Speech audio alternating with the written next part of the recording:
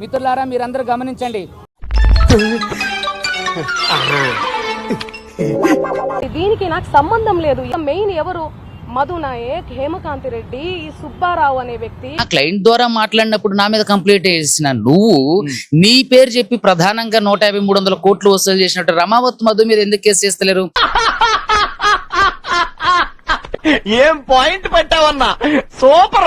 వద్దిపట్ల తాండా ఎక్కడైతే ఉందో, ఏది ఈ రమావత్ మధు యొక్క ప్రధాన ఊరు, దాని చుట్టుపక్కన ఉన్నటువంటి 7 తాండాల్లోనే 150 కోట్లు కలెక్ట్ చేసిందంట. అసలు ఎలా నీకు అసలు ఇంత చిన్న వయసులోనే ఇన్ని మోసాలు చేసి ఇంత మెచ్యూరిటీ ఎక్కడి నుంచి వచ్చింది? అసలు ఇట్స్ ట్రూలీ అప్లాడబుల్. చూస్తే మీరు కేసులలో కూడా పోలీసులు ఇన్ఫ్లుయెన్స్ చేయడానికి కూడా మంగళి ప్రయత్నం చేసింది. కొంటే లంగమ్మ ఇన్ఫ్లుయెన్స్ చేసింది.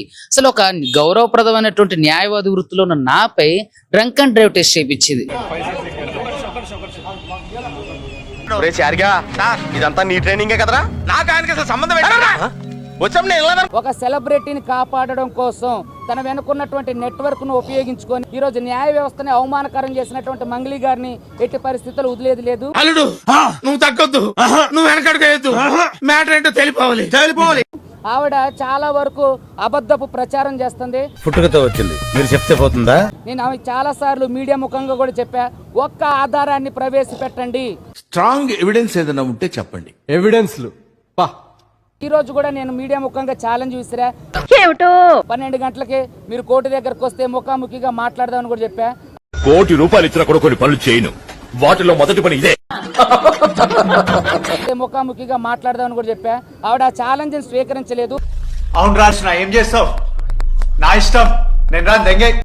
నేను ఇంతకంటే ఏమి చెప్పదలుచుకోలేదు.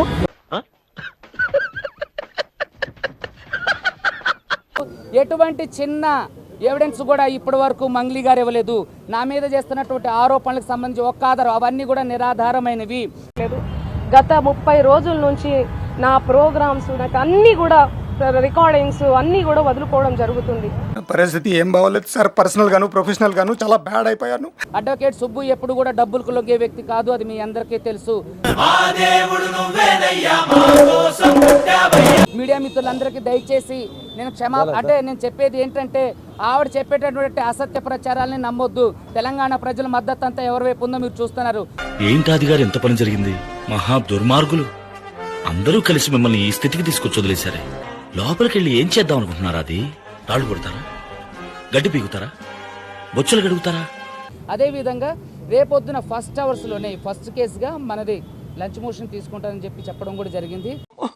ఇప్పుడు ఏం చేయాలంటే టెన్షన్ పడక మామ, ప్లీజ్ కూల్గా ఆలోచిద్దాం రా. అయితే ఇప్పుడు అసలు ఈ లంచ్ మోషన్ మూవ్ చేయడానికి కారణం మీ అందరికీ తెలుసు.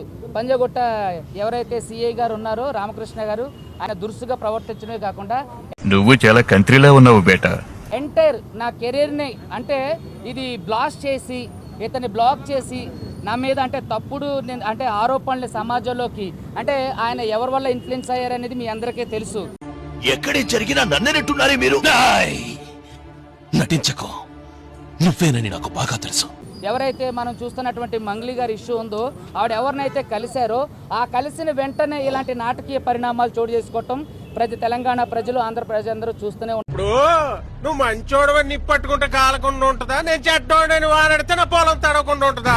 పంచభూతాలకే లేని అబ్జెక్షన్ పంచాయతీ బోర్డుకి ఎందుకు? ఆయన చేసినటువంటి చర్య ఒక్కసారి మీరందరూ గమనించండి. మీడియా ముఖంగా నేను మీ అందరికీ విజ్ఞప్తి చేస్తున్నా. అడ్వకేట్ సుబ్బు అనే వ్యక్తి పేదల తరపు నుంచి ఎన్నో సంవత్సరాల నుంచి వాదిస్తూ కొట్లాడుతున్నటువంటి వ్యక్తి. అర్థం చేసుకుంటావు, బాగుపడతావు, పిచ్చి వెదవా. ఆయన ఏదైతే ఒక సెలబ్రిటీ కేసు ఉందో దాన్ని కాపాడడం కోసం, బయట ప్రపంచానికి రాంగ్ గా పోర్ట్రే చేయడం కోసం నా ఎంటైర్ లైఫ్ నే ఆయన మచ్చ నా జీవితంలో మిగిల్చి నా కెరీర్ నే క్లోజ్ చేయాలని పెద్ద కుట్ర జరిగింది. మిత్రులారా, నీ ముసుగు చిరిగి మొక్కలైపోయింది, నీ సినిమా అయిపోయింది, ఇంకా నటించుకో. వాళ్ళంతా పొల్యూడ్ అయ్యి నా మీద ఎటువంటి చర్య చేశారో, పోలీసులు ప్రవర్తించిన తీరు చాలా జిగుప్సాకరమైనది. కాబట్టి వీరిని వెంటనే శిక్షించి న్యాయ వ్యవస్థలో ఉన్నటువంటి న్యాయవాదులను కాపాడాలని. కంట్రోల్ ఎవరు చాలు, వాడి పాపాను వాడే వాడు చేసిన పాపాలకి నేను పోయేటట్టున్నాను సార్. నిజమే, చూద్దాంలే. చూడటం కాదండి, మీరు చెయ్యాలంతే. సరే, మీరు ట్రై చేస్తారన్నారంటే అది ఓకే అయిపోయిన